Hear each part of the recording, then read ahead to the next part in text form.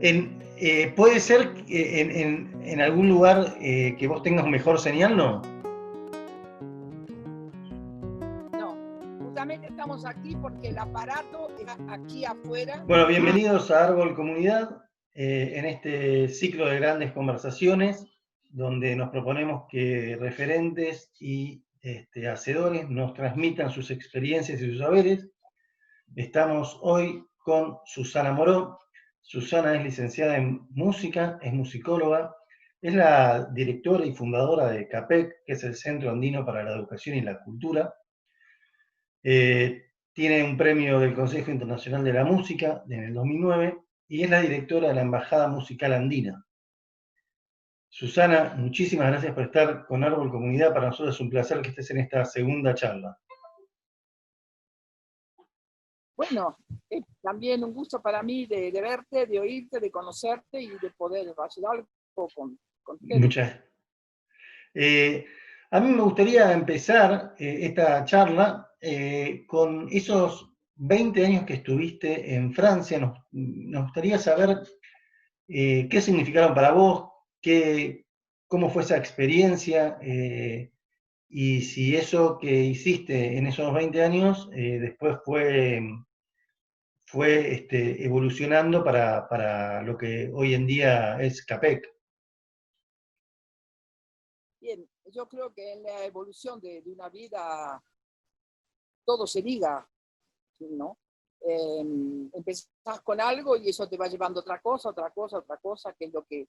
Yo lo puedo decir que en mi vida nada fue planeado, que todo fue una serie de las circunstancias que eran evidentes que tenían que seguir a lo que estaba haciendo. Yo, después de terminar mis estudios de musicología, tuve una beca para el Instituto de Musicología de Barcelona. Ajá. Entonces me fui con una amiga, también habíamos acabado las dos, fuimos a España. Después de España, bueno, estuvimos ahí 6 meses, estuvimos visitando Europa y ahí en Francia conocí lo que se llama la Comunidad del Arca, creada por Lanza del Basto, que es una comunidad, llamamos comunidad gandiana, ecuménica. Es decir, gandiana porque está basada en los principios de no violencia y en la manera de vivir la vida según Gandhi. Okay. Ahí evidentemente yo creo que eso fue la fuente que me alimentó y que me permitió hacer lo que hice, porque la vida comunitaria, éramos más de 20 familias, es algo maravilloso en la medida que es muy duro, porque a veces no quiere decir que estés de acuerdo siempre, pero hay algo profundo que te une y que te hace ver la verdad del otro. Y eso es muy, muy importante para la sociedad, que veas, sabes lo que querés, pero ves la verdad que hay en el otro. Recibíamos gente para hacer estadías un tiempo. Y bueno, la vida en común era eso, el trabajo en común. Había una huerta, una panadería, donde hacíamos el pan que se vendía también, con harina nuestra, harina integral nuestra. Teníamos una ferme, ¿cómo se dice? Bueno, no me sale la palabra en español, con vacas, había vacas, teníamos la leche, teníamos la Una manteca, granja. eso, una Una granja. granja. Es decir, que ahí también teníamos vacas y de ahí se hacía la manteca, se hacía el queso. Yo hacía el queso de cabra, me encantaba, y eso lo compartíamos, tratábamos de ser lo más suficiente posible en cuanto a la alimentación. Y después había todo un trabajo en común, teníamos fiesta, todos los sábados había baile, danzas de distintos países de Europa, por ejemplo. A mí me encantaban las danzas de Israel, eran maravillosas. Y lo bueno es que era un grupo ecuménico, es decir, que había protestantes, había católicos, había judíos, y bueno, y era sobre eso también una relación en lo que es lo más profundo que tenés, que es todo tu religiosidad, no la pongo, no la enmarco en un lugar, en la espiritualidad, yo diría, y, bueno, y eso lo poníamos juntos, cada cual con lo suyo. Y eso eran momentos muy, muy fuertes. Eso fue la gran experiencia comunitaria, además de compartir, de tener nuestros momentos de meditación. Es decir, eso fue lo que fundamentó mi vida, querido. Ahí, bueno, estuve todos estos años que dijiste vos. Ahí conocí a mi esposo, José, y nos casamos. ¿Allá en Francia se casaron? ¿Eh? ¿Se casaron en Francia? Sí, estamos en Francia, en la comunidad, él estaba también ahí. Y tenemos 2 hijos, Isabel, la mayor, y Blas. Isabel es musicoterapeuta y Blas es cineasta. Ah, mirá qué bueno. Esto, yo no lo sé manejar. Lo más importante que, a ver, la música que hacía ahí, yo lo dejé, lo de la música, porque la idea era, bueno, la investigación, evidentemente, pero a mí más que investigar me gustaba hacer música. Y ahí había, siempre teníamos canto, coro, baile en la comunidad, así que viví todo ese ambiente, pero fuera de un trabajo, sino formando parte de momentos de la vida. Lo más importante de este periodo francés fue una acción que tuvimos apoyando a un grupo, a 103 familias de campesinos que el ejército francés quería desalojar para alargar un campo militar. Okay. Entonces, bueno, nosotros como estábamos siempre en la lucha también por hechos, por la justicia, digamos, por cosas que no iban, en muchas acciones, nos llamaron para que estuviéramos con ellos. Y ahí fuimos con José y toda la comunidad estaba con nosotros, pero nosotros representábamos. Y eso fue fantástico porque se creó una hermandad con los campesinos maravilloso, hicimos acciones no violentas, duró 10 años, 12 años la lucha, donde los campesinos primero peleaban por su tierra y después pelearon por no a la guerra, no a las armas, porque era justamente un campo en que querían experimentar armamentos. Entonces, eso fue muy importante. Llegó un momento en que ahí sí empecé a trabajar con la música, en medio campesino, pues estábamos en el campo, en medio campesino, trabajé en escuelas rurales, haciendo coros con los campesinos, coros con los niños, y también la parte de investigación. Y eso fue maravilloso, vivir en medio de los campesinos, yo diría que aparte del momento en que, bueno, me casé y nacieron nuestros hijos, fue el momento más importante de mi vida, que yo lo volvería a hacer yo mismo. Y tuviera esa edad, ¿no? Porque fue una cosa dura, vivíamos en el campo, no había agua en ese convento, bueno, una serie de cosas, no entro en detalle. A un momento dado, bueno, sentimos la necesidad, cuando acabó esta acción con los campesinos, en el 82, sentimos la necesidad de volver a Argentina, porque estaba toda mi familia. Yo creo que si no hubiera estado mi familia no me hubiera quedado, pero bueno, estaban mis padres y mis hermanos, entonces volvimos, y ahí entonces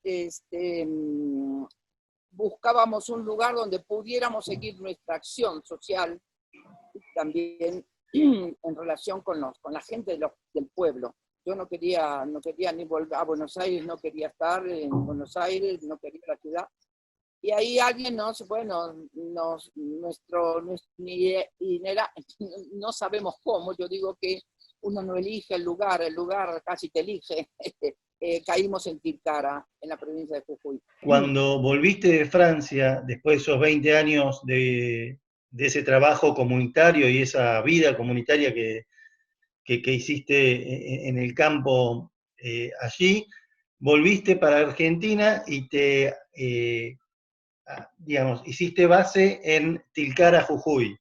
Ahí te decidiste a fundar y a crear CAPEC, que CAPEC recuerdo que es el Centro Andino para la Educación y la Cultura. Yo no decidí nada, se decidieron las cosas. Yo empecé a trabajar entonces, el párroco, el cura de la iglesia, un tipo extraordinario, un canadiense que había luchado mucho. Nosotros llegamos cuando los años de dictadura acababan, llegamos en el 84. Este día, un tipo fantástico, y me pidió que hiciera un coro. Hiciera un coro con los chicos y con los grandes para la iglesia. Yo empecé ahí porque vos no podés llegar a un lugar como Tilcara. Había 2 familias nada más de lo que ellos llaman, los que llamaban aquí los gringos, es decir, la gente que no era del lugar, éramos los gringos. Y llegar ahí y de pronto querer hacer esto, querer hacer lo otro, no se puede. Uno tiene que entrar en contacto con la gente y es la gente que en el fondo te tiene que pedir en qué podés estar con ellos.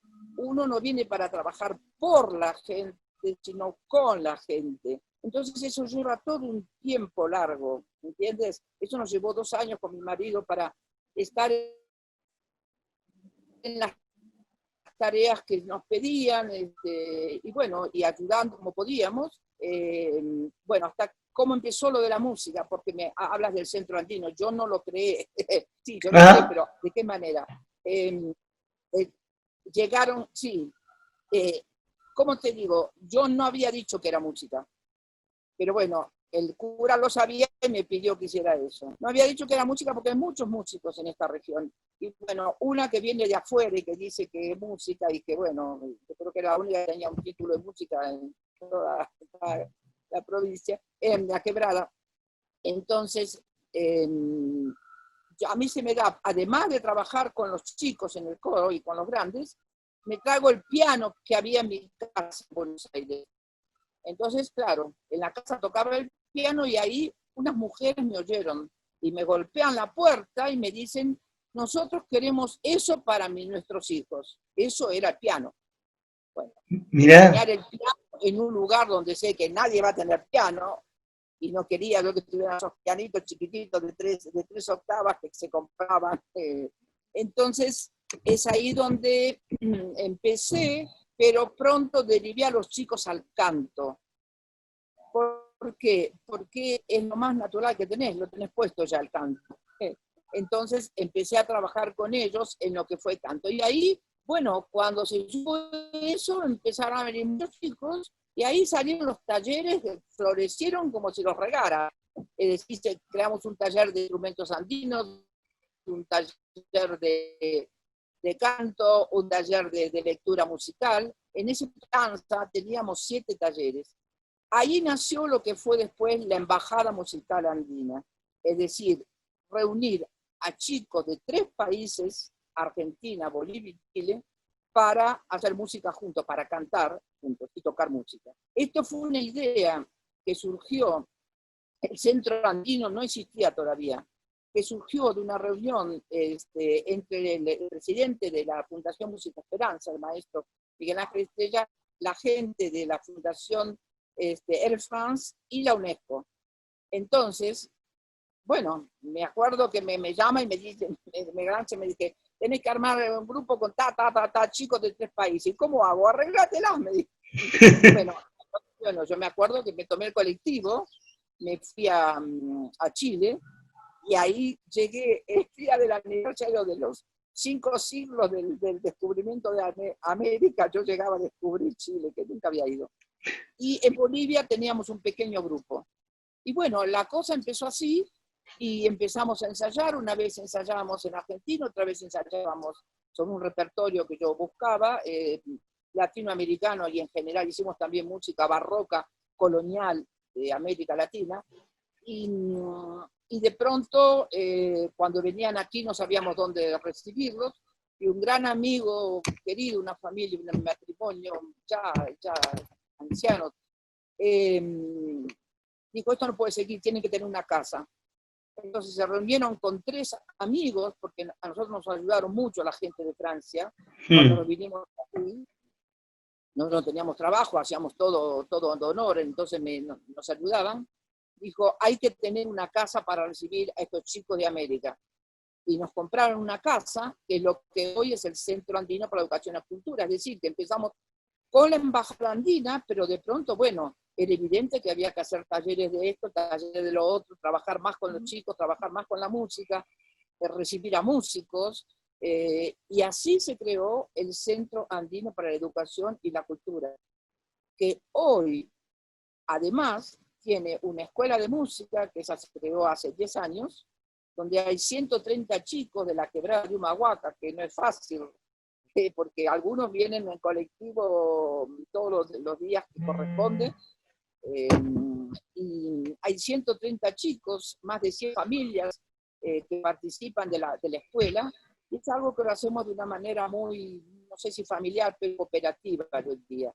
Los padres están interesados, son chicos, es realmente fantástico. ¿Cómo está estructurada esa escuela de música? ¿Tiene materias? Contame un poco cómo está estructurado digamos, el modelo de estudio.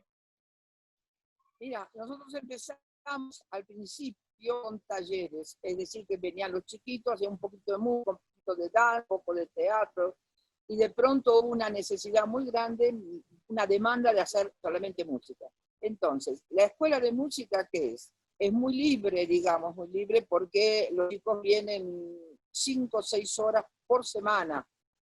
Tenemos cuerdas, es decir, violín, violoncelo, contrabajo, guitarra, flauta traversa y percusión como el corazón de la escuela. Y después, como tareas que digamos, que se descuelga de esto, tenemos coro de niños, de los más chiquitos, coro de hasta 13 años, coro de adolescentes y una orquesta, que hacen cosas, funcionando muy bien la orquesta, y también la lectura musical, es decir, conocer, trabajar todo con lectura, es decir, no simplemente de oído, porque aquí los chicos oyen mucho música, pero todo es de oído. Y me parece que así como es hermoso poder leer poesías y no simplemente aprenderla de oírlas, es hermoso poder leer música. Eso le da la ocasión de trabajar en la orquesta y trabajar en los coros. Bueno, entonces así trabajamos. Los chicos vienen, eligen un instrumento, después tienen, para todos hay también expresión corporal y danza, para todos hay coro y para todos hay orquesta, y de esa manera trabajamos. Entramos en el 10º año, siempre muy difícil mantenerse por el asunto de los financiamientos, porque imagínate, lo que pagan los padres es una ayuda más bien para lo que es el material pedagógico, 200 pesos por mes de cuota, que bueno, no nos sirve para gran cosa, pero bueno, entonces el Ministerio de Educación de Jujuy paga a los profesores y el resto con el pago de la gente, de los padres, tenemos para comprar todo lo que es material pedagógico y cosas así. Pero el Centro Andino no es solamente la escuela, tuvimos una cosa muy importante que se llamó promoción de músicos sociales, chicos viniendo de comunidades, eran unos 36, aprendían materias sociales y musicales. Duraba todo un día y estaban preparados para ir a trabajar después en sus comunidades, instalarse a través de la música y trabajar con la gente de la ciudad en sus necesidades, ya sea trabajos o también para ayudarles a buscar de qué manera podían tener créditos o podían conseguir para poder seguir viviendo. Esto fue un proyecto muy importante, bueno, que tuvimos hace 10 años. Y la Embajada Musical Andina, eso para mí es una de las cosas más interesantes que hicimos, en la medida en que están involucrados 3 países, en la medida en que pasaron a lo largo de 20 años 180 chicos, muy pronto va a salir lo que hicimos estos días en pandemia, con celulares. Hicimos un tema Cuando lo tenga, Blas lo terminó y te lo vamos a mandar. Dale, cómo no. Es decir, que estos chicos, después de 25 o 28 años, porque hace 5 años que no nos reunimos porque no teníamos medios, nos ayudó muchísimo el Ministerio de Desarrollo Social, pero de hace 5 o 6 años, no del gobierno de los últimos años, y entonces así pudimos mantenernos y pudimos mantener esta llama de hermandad, de una cosa fantástica lo que pasa. Los chicos te dicen, nos cambió la vida de haber estado aquí compartiendo la música, la hermandad, y con chicos de otros países, hermanos, nos cambió la vida. Todos dan ese testimonio. Entonces, eso es para mí recontra importante, porque eso es lo que buscas en el fondo. Claro. La música es un medio para ir más allá del sonido, sino de trabajar tu alma y tu ser. Yo digo que la música es como la respiración, no podés vivir sin respirar, y es también la sal de la vida que le da ese gusto a la vida. Y estos chicos lo entendieron. Bueno, estos chicos ahora tienen 40 años, están todos con familia, tampoco podemos reunirnos.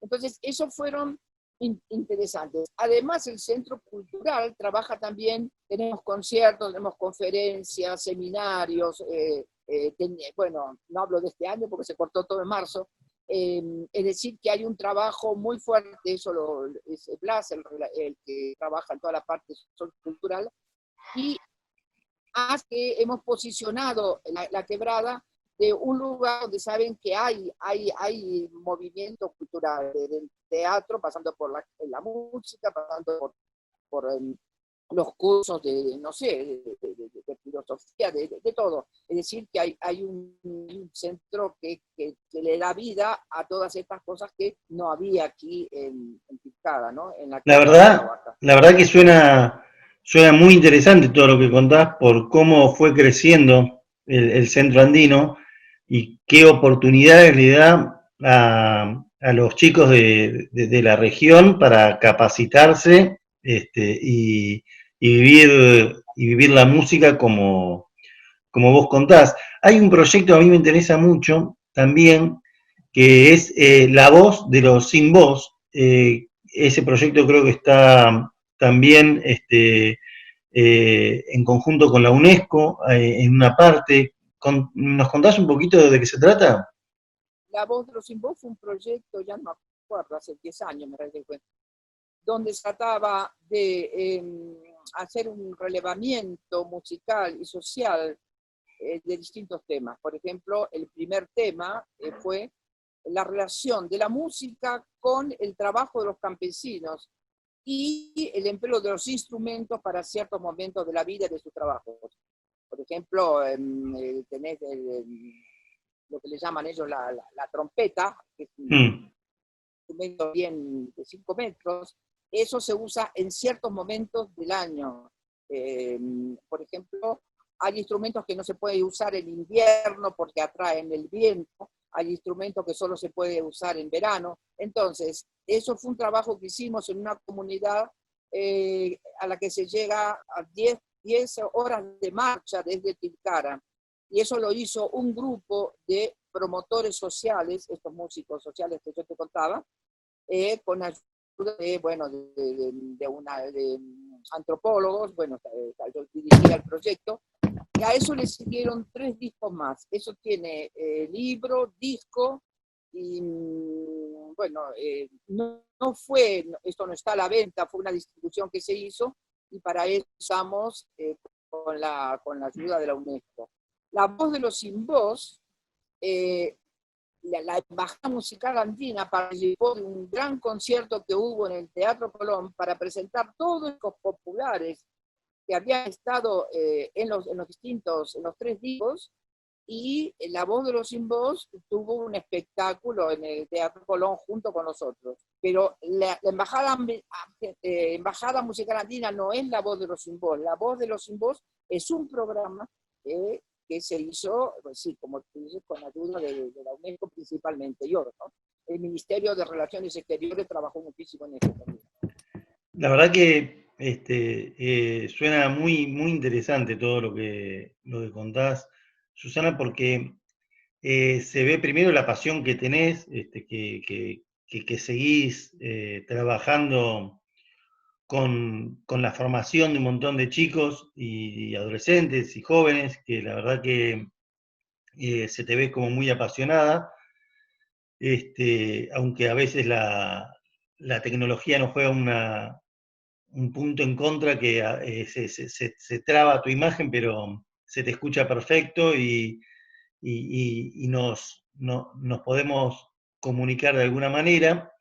Eh, Siento que todo lo que fuiste aprendiendo en estos años y con toda la experiencia que tenés, lo pudiste volcar dentro de lo que es hoy el Centro Andino y haber formado alianzas con distintas instituciones que también permitió que hoy el Centro Andino tenga tantos alumnos, tanta gente que quiera ir, que el Centro Cultural esté creciendo tanto que, bueno, en este momento de cuarentena y pandemia no está funcionando claramente, pero hay un montón de espectáculos que se pueden ver, de recitales, de obras de teatro, de conciertos. La verdad que eso es muy, muy interesantísimo ver cómo creció esa zona con el proyecto que lleva adelante CAPEC y la escuela.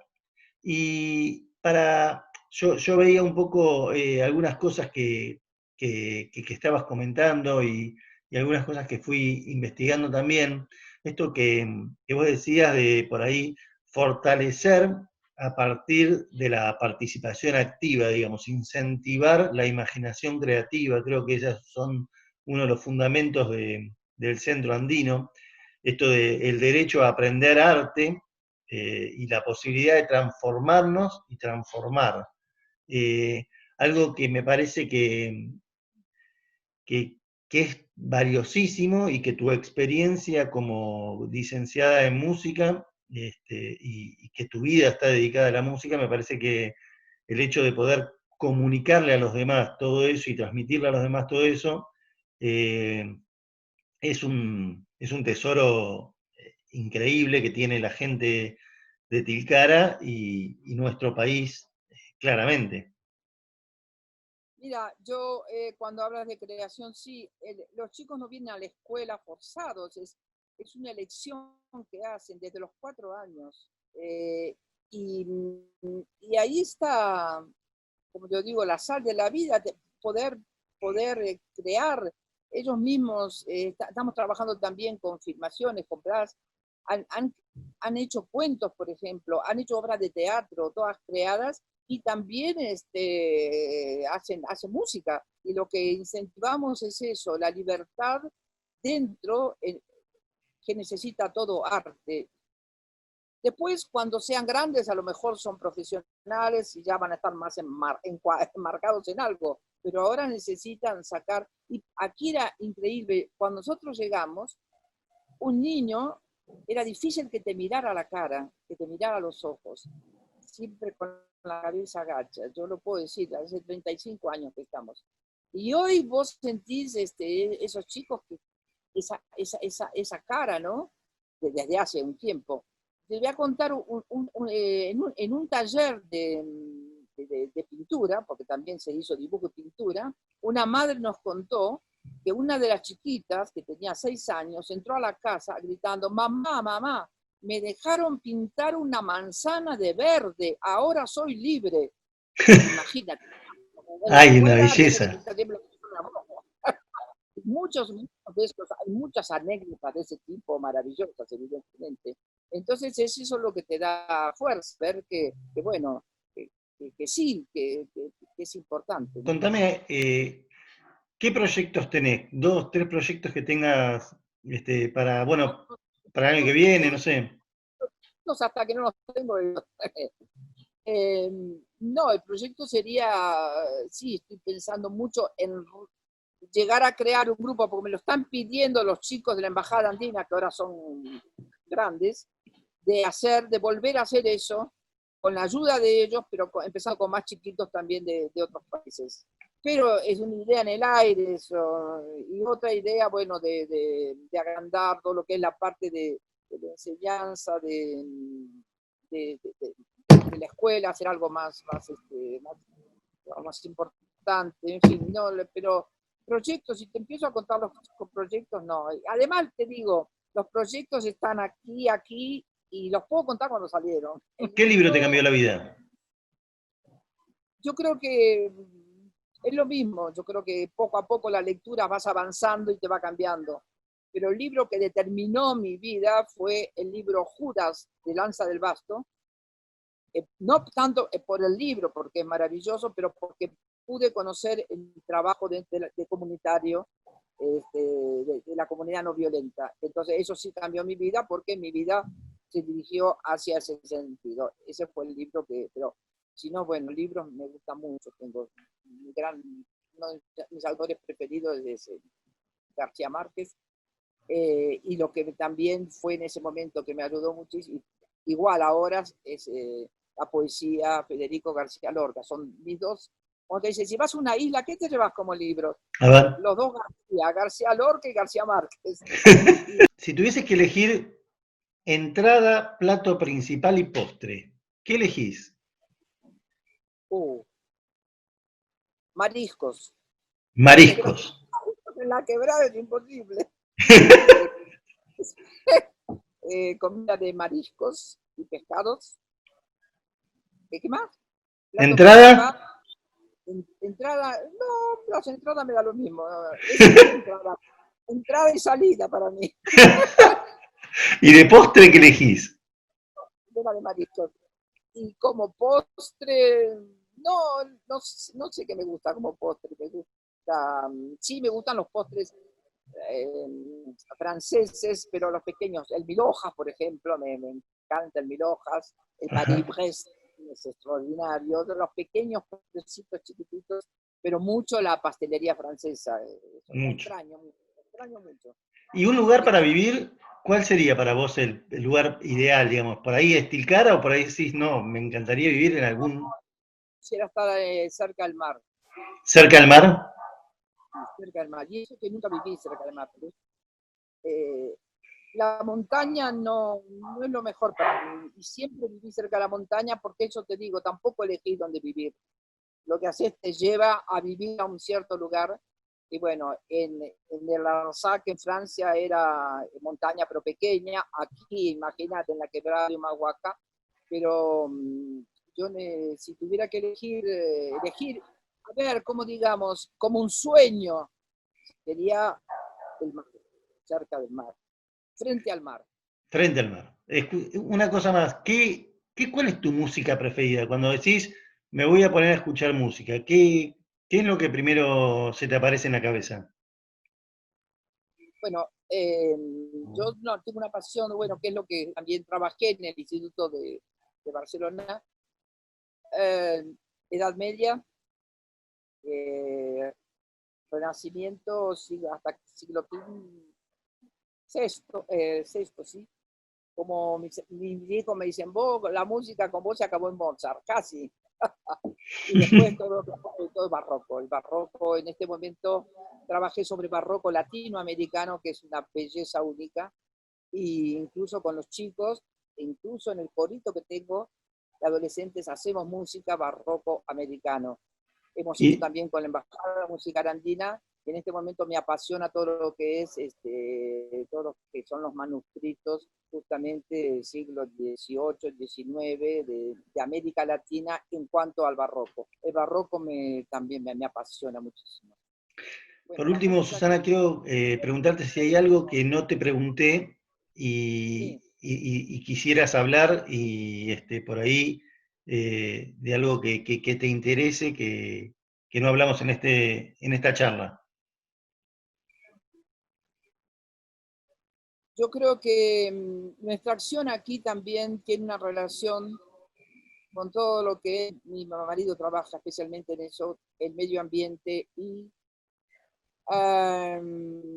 lo que significa, aquí hay un gran problema de las comunidades aborígenes, trabajamos con las comunidades aborígenes, el problema del litio, por ejemplo, como fuerte de riqueza que encontraron y que esas comunidades y ese lugar tienen el riesgo de estar devastados. Las comunidades tienen que partir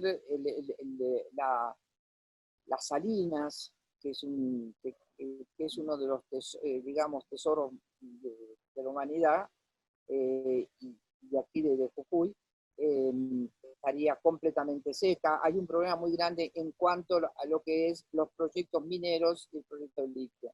En eso estamos trabajando muy fuerte con los campesinos, porque eso sería la destrucción justamente del lugar. Cuando sabes que quieren hacer minas a cielo abierto, a 20 kilómetros, 30 kilómetros de Cara, por ejemplo, sobre la quebrada, ¿qué significa?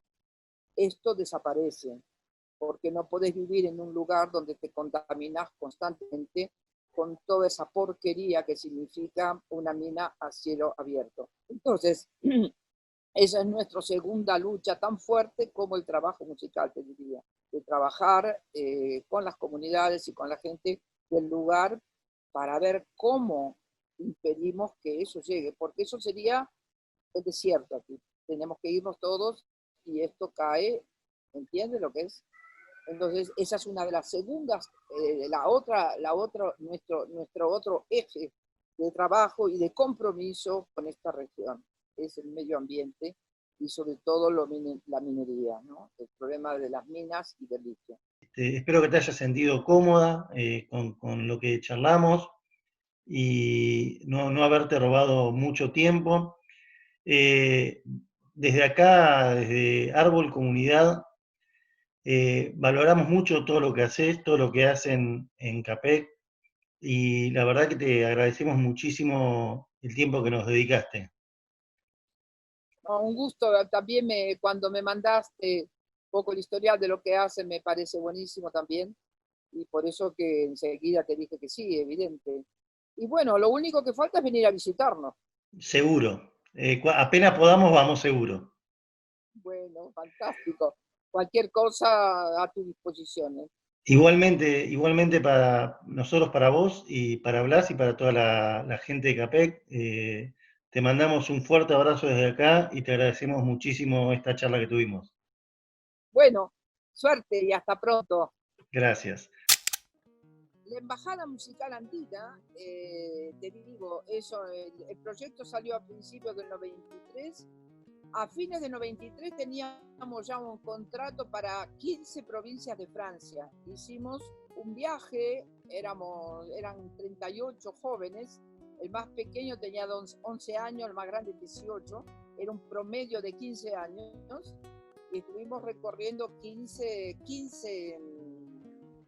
ciudades con un éxito terrible, y acabamos con un concierto en la gran sala de la UNESCO para 1.200, 1.500 personas, donde fue muy bien organizado. Estaba la mujer del presidente de la Nación, Madame Mitterrand, Daniel Mitterrand, estaba el director de la UNESCO, las autoridades de la UNESCO en este concierto, y fue algo, yo diría, fue algo milagroso, fue una cosa maravillosa cómo salió todo, y al punto en que esa sala se había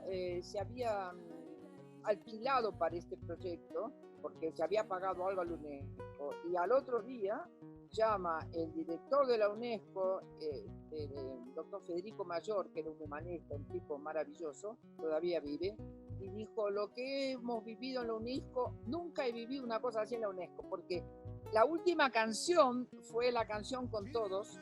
Entonces yo pedí a la gente, imagínate, que se tomara la mano y que cantara con nosotros. Entonces me acuerdo que Federico Mayor había dicho: gente en la UNESCO que se mueve y que reacciona de esa manera, pues estaba Madame Mitterrand, él y todo, nunca se vio eso. Y dijo: esto tiene que seguir.